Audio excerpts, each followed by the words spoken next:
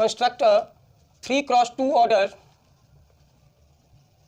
Matrix. एक order दिया हुआ है 3x2 ऑर्डर का एक मैट्रिक्स कंस्ट्रक्ट करना है, बनाना है, और कह रहा उसका एलिमेंट जो है Aij equal to 2i minus J, इस तरह का कोई एलिमेंट दिया हुआ है। कह रहा है कि इसका मैट्रिक्स बनाइए। तो मैट्रिक्स बनाने के लिए हम लोग सबसे पहले क्या कर लेंगे, let matrix A equal to order ले लेंगे। कितने ऑर्डर का, तो 3x2, दैट मीन्स 3 रो चलेंगे।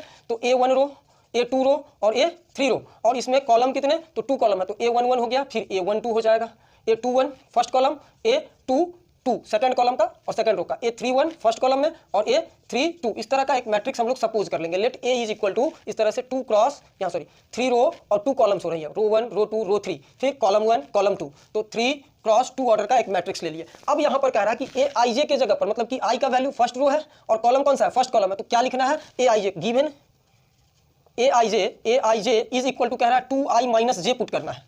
तो 2i माइनस जे पुट करने के लिए यहाँ पर देखिए हम लोग क्या करेंगे कि ai और j का वैल्यू, तो हम यहाँ पर जितने भी एलिमेंट्स हैं नंबर्स, यहाँ का वैल्यू क्या होगा वो इस फॉर्म से फाइंड आउट करेंगे। अब यहाँ पर a11 की बात हम यदि करें तो a11 की जगह पर क्या हो जाएगा, 2 इंटू 1, 2 इंटू आई की जगह 1 है, तो 2 इंटू 1 माइनस 1 करेंगे, इज इक्वल टू कितना, 2 माइनस 1 1 हो जाता है। अब इसी तरह से सेकंड एलिमेंट की बात करें तो सेकंड एलिमेंट हम क्या देख पा रहे हैं, a12, तो a12 में i की जगह 1 है और j की जगह, तो 2 इंटू 1 माइनस j की जगह क्या है, वैल्यू 2 है। सेकंड वाले को j कहते हैं कॉलम्स, तो j का वैल्यू 2, तो 2 माइनस 2 इज इक्वल टू 0। चलिए ये फर्स्ट रो कंप्लीट हो गया। फिर सेकंड रो में चलते हैं, a21 की बात करते हैं, A21, तो A21 में 2 इंटू आई का वैल्यू, पहले वाले को i कहते हैं, तो 2 इंटू 2 माइनस j, तो j वाले की जगह पर क्या है, 1 है, इज इक्वल टू 4 माइनस 1 कितना हो जाएगा, 3। इसी तरह से A22 की बात करें, 2 तो 2 इंटू आई की जगह 2 minus 2, 4 minus 2 is equal to 2 आएगा।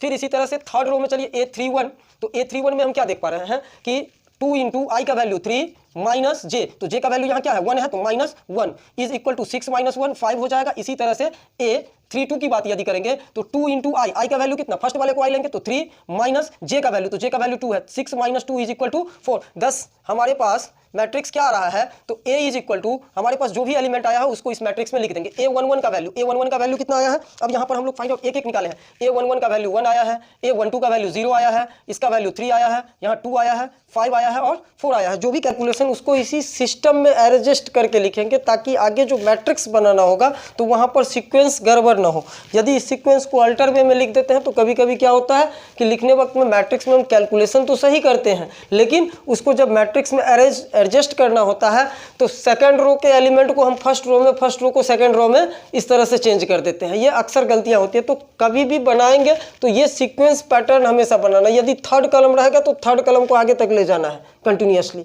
यदि हम आगे पीछे करते हैं और उस पर ध्यान नहीं रहा तो एग्जामिनेशन में या कभी भी सवाल को बनाने वक्त में अक्सर ये गलतियां हो जाती है। तो चलिए यहाँ पर फर्स्ट 1 आया है, फिर क्या आया है, 0 आया है। 2 ही ऑर्डर का 2 ही रो थे, यहाँ पर रो 2 ही है। फिर 3 है सेकेंड रो में और 2 है। फिर थर्ड रो में 5 आया है और फिर क्या आया है, 4 आया। इस तरह से रिप्रेजेंट कर देंगे ये